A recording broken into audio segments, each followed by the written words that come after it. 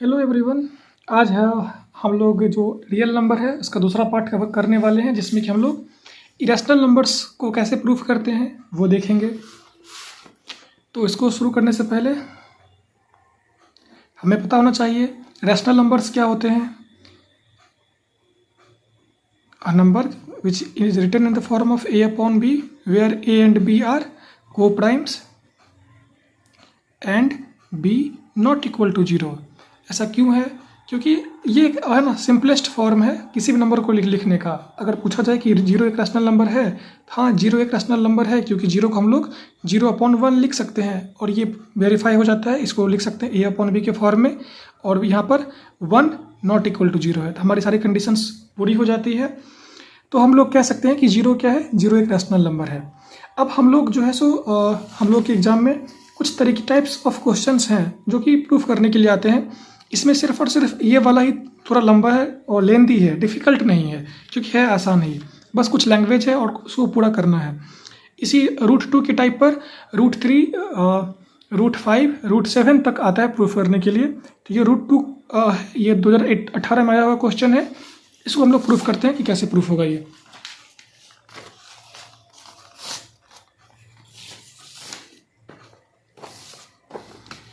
तो क्वेश्चन लिखते हैं सबसे पहले, प्रूव √2 इज इरेशनल। ठीक है, तो हम लोग इसको लिखने से पहले क्या करते हैं, एक अजम्पशन मान लेते हैं, let √2 is a rational number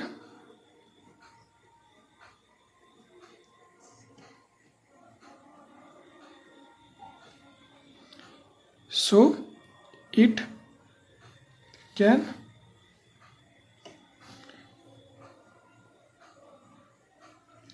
it can be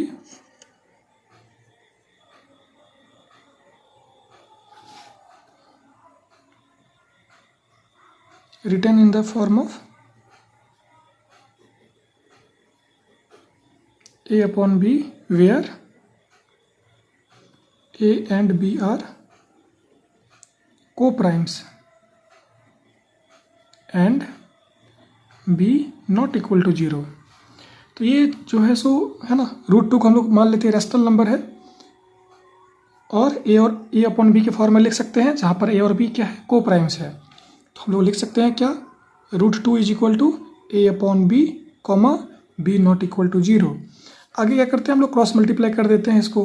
तो इसको लिख सकते हैं फिर से a is equal to √2b। ये हो गया ऐसे। अच्छा होता कि हम लोग इसको p और q मान के बनाते, वैसे a और b भी सही है तरीका। हम लोग इसको p और q मान के बनाते हैं, क्योंकि एग्जाम में है ना हम लोग को हैबिट हो जाना चाहिए p और q लिखने का। तो यहाँ से हम लोग को मिल जाएगा p बराबर √2q। अब हम लोग लिखेंगे स्क्वायरिंग बोथ साइड्स,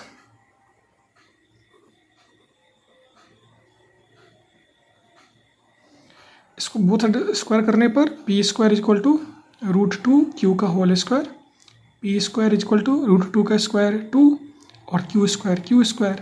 अब यहाँ पर एक समझने वाली बात क्या है कि p² को लिखा जा सकता है 2 × q², यानी क्या कि p² जो भी एक नंबर है, जैसे कि अगर एक नंबर है 64 को हम लोग लिख सकते हैं 2 × कोई नंबर का स्क्वायर ऐसे करके।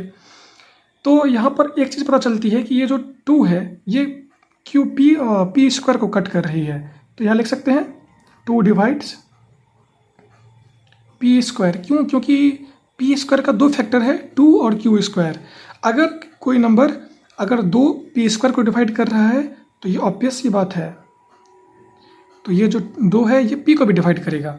तो इसको हम लोग मानते हैं इक्वेशन 1, और ये हो जाता है हमारे पास इक्वेशन 2। अब हम क्या करते हैं, हम लोग एज्यूम कर लेते हैं लेट p बराबर 2a। एक अपने मन से एक नंबर एज्यूम करते हैं 2a। तो equation 1, so equation 1 becomes, equation 1 क्या बन जाता है, इक्वेशन 1 है हमारे पास p is equal to √2q, p is equal to √2q, और हम लोगों ने p को मान लिया है 2a, तो इसको लिख सकते हैं 2a is equal to √2q। अब हम लोग क्या करते हैं, फिर से करते हैं यहाँ पर squaring both sides.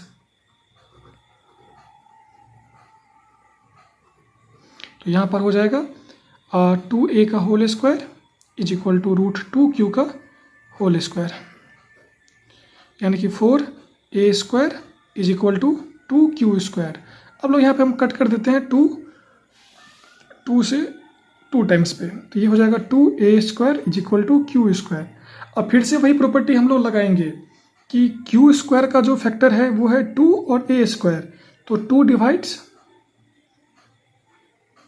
q square, सो 2 डिवाइड्स q। यहाँ से हमको मिल जाएगा इक्वेशन नंबर 3। अब हम लोग अपने एजम्पशंस पे वापस आते हैं कि हम लोगों ने माना था p और q को माना था कैसा नंबर, को प्राइम क्या होता है, जिसका कुछ भी कॉमन ना हो, यानी कि जिसका HCF हमेशा 1 आए।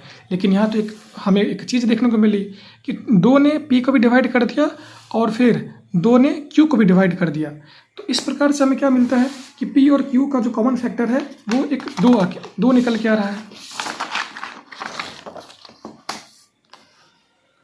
So from equation 2 and 3, 2 is a common factor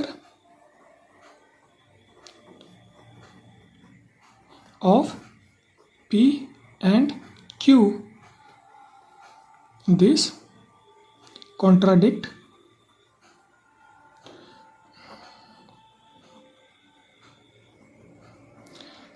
the fact that p and q are coprime. क्यों? क्योंकि हम लोगों ने पहले कोप्राइम माना था और फिर उन दोनों का एक कॉमन आ गया 2, तो हम लोगों ने जो माना था वो गलत हो गया, यानी कि हम लोग के अगेंस्ट चला गया। सो √2 इज एन इरेशनल नंबर। इसको कहते हैं कॉन्ट्राडिक्ट मेथड, यानी कि जो हम लोग को प्रूफ करना है हम लोग उसके अपोजिट मानकर फिर आगे अपना कैलकुलेशंस बनाना शुरू करते हैं। तो ये क्वेश्चंस जो भी आएंगे तो ये 4 नंबर या 5 नंबर में आएंगे प्रूफ करने के लिए। अब आते हैं इसके अगले टाइप पर। इसमें ये इसके अलावा ये जो √2 वाला था, तो √2 की तरह ही सिमिलर है √3 का, वही सिमिलर है √5 का और वही सिमिलर है √7 का। तो कंफ्यूज नहीं होना है, सबका वो टाइप सेम ही रहेगा, पैटर्न सेम ही रहेगा। अब आते हैं क्वेश्चन नंबर 2 पे। यहाँ पे हमको प्रूफ करना है 5 + 2√7 इज इरेशनल। जहाँ हमको गिवन क्या है, गिवन दिया हुआ है √7 इज इरेशनल, यानी कि अगर √7 इरेशनल है तो 5 + 2√7 भी कैसा होगा, इरेशनल होगा। तो ये जो टाइप है ये अभी तक का सबसे आसान टाइप है। इसको हम लोग आगे बढ़ाने के लिए सबसे पहला काम वही करेंगे। Let us assume that 5 + 2√7 is rational and it can be written in the form of p/q, where p and q are integers and q not equal to 0। पहले वाले क्वेश्चन में हम लोगों ने p और q को माना था क्या, को प्राइम्स, ताकि हम लोग ये दिखा सके कि को प्राइम्स के भी यहाँ पर हम लोग को कॉमन फैक्टर 2 निकल के आ गया था। लेकिन इस सवाल में हम लोग इंटीजर्स मान के ही बनाएंगे तो भी आंसर निकल जाएगा। वो कैसे, अब हम लोगों ने 5 + 2√7 को 2√7 को हम लोग एज्यूम कर लिए हैं p/q, ठीक है। तो अब ये 5 यहाँ प्लस में इधर जाके सब्ट्रैक्ट हो जाएगा, तो 2√7 इज इक्वल टू p/q - 5, और ये 2 यहाँ पे मल्टीप्लाई में है, जब इसको इक्वेशन के इधर भेजेंगे इक्वल टू के इधर, तो ये हो जाएगा √7 इज इक्वल टू p/q - 5, और इसके आगे में ऐसे करके ये डिवाइड हो जाएगा सबसे। इसको हम लोग लिख सकते हैं √7 इज इक्वल टू p/2q - 5/2। अब हम लोग सिंस, क्योंकि हम लोगों ने एज्यूम किया था since p and q are integers, क्योंकि हम लोगों ने इसको इंटीजर्स माना हुआ है, so p upon 2q minus 5/2 is also integers. Integers में जोड़ घटाओ गुना भागा कुछ भी करेंगे तो हमें इंटीजर्स ही मिलेगा। सो अब क्योंकि p अपॉन 2q माइनस 5/2 ये सब बराबर है पूरी √7 के, हम लोग लिख सकते हैं सो √7 is also integer.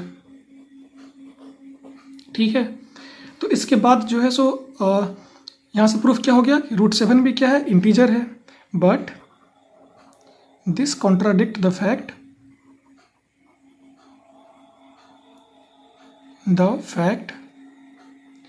that √7 is irrational. क्यों? क्योंकि क्वेश्चन में पहले से लिखा हुआ था गिवन √7 इज इरेशनल। इस बात का भी ध्यान रखना है, लेकिन हम लोगों ने प्रूफ करते करते √7 को इंटीजर प्रूफ कर दिया। तो हम लोगों ने जो भी माना है वो जो भी हम लोगों ने जो कुछ भी एज्यूम किया है वो गलत है। So our contradiction is wrong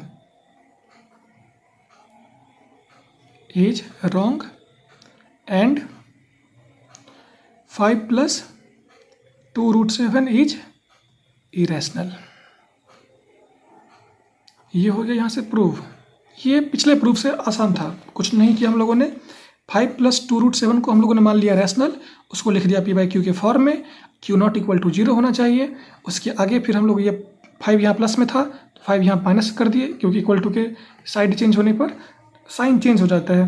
फिर ये 2 यहाँ पे मल्टीप्लाई में था तो ये 2 यहाँ पे आके डिवाइड हो गया, तो इसको हम लोगों ने सिंप्लीफाई करके ये लिखा। क्योंकि p और q इंटीजर्स हैं तो इंटीजर्स में चाहे जोड़ घटाओ गुना भागा कुछ भी करेंगे तो वो हमेशा इंटीजर्स ही आएंगे। तो p upon 2q minus 5/2 is also integer. अब ये जो नंबर है ये इक्वल है √7 के, तो √7 is also integer. But this contradict the fact that √7 is irrational. क्यों? क्योंकि √7 हम लोग को पहले से क्वेश्चन में दिया हुआ था कि √7 एक इरेशनल नंबर है, तो हम लोगों का जो एजम्पशंस था so our assumption is wrong and 5 plus 2√7 is irrational. ये हो गया प्रूव्ड हेंस प्रूव्ड। अब एक तीसरा क्वेश्चन बच गया है, उसको भी जल्दी से हम लोग निपटा देते हैं। यहाँ पे प्रूफ करना है 3 plus √7/5 इज इरेशनल। इसमें भी कुछ खास नहीं है और वो गिवन दिया हुआ है क्या, √7 इज इरेशनल। सेम वही स्टेप चलेंगे आगे। Let us assume that 3 plus √7/5 is a integer. So it can be written in the form of p/q, where p and q are integers and q not equal to 0.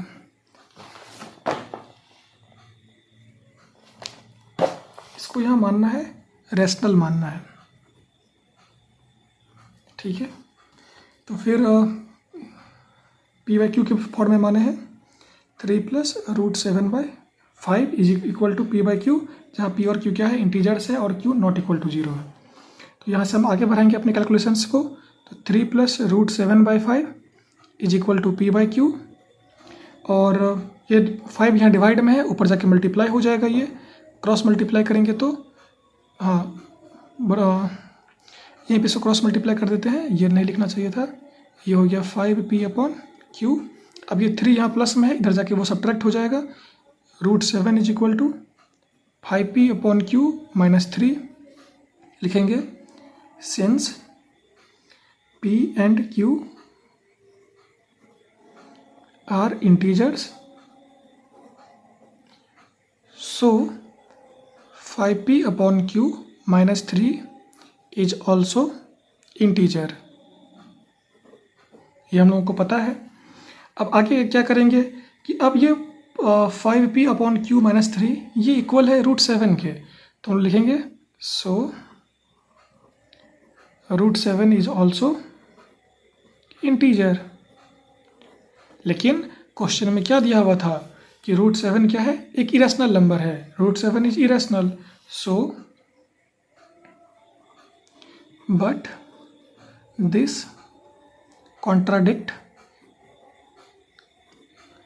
the fact, contradict means विरोधाभास, this contradict the fact that √7 is irrational,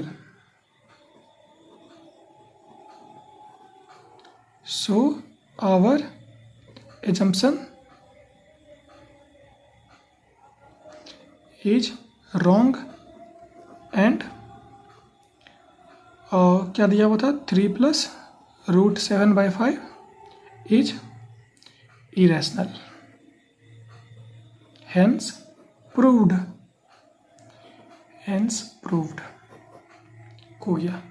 तो हम लोगों ने जितने भी इसके type थे real numbers के, जो ये 5 क्वेश्चंस थे जो कि HCF और LCM पर बेस्ड थे, हम लोगों ने इसे पिछले क्लास में ही पूरा कर लिया था। और ये जो इरेशनल नंबर्स प्रूफ करने के लिए हैं, इस क्लास में हम लोगों ने इसे भी पूरे कर लिए। तो ये जो चैप्टर है रियल नंबर्स का, हम लोगों ने इसके मैक्सिमम क्वेश्चंस के टाइप कवर कर लिए हैं। जो भी क्वेश्चन आएगा वो इसी टाइप पर आएगा। तो ये जो क्लास है इसको यहीं पे ख़त्म करते हैं। आपको आपके एग्ज़ाम के लिए ऑल द बेस्ट। पढ़ाई करते रहिए, मेहनत करते रहिए, रिजल्ट ज़रूर आएगा। Thank you.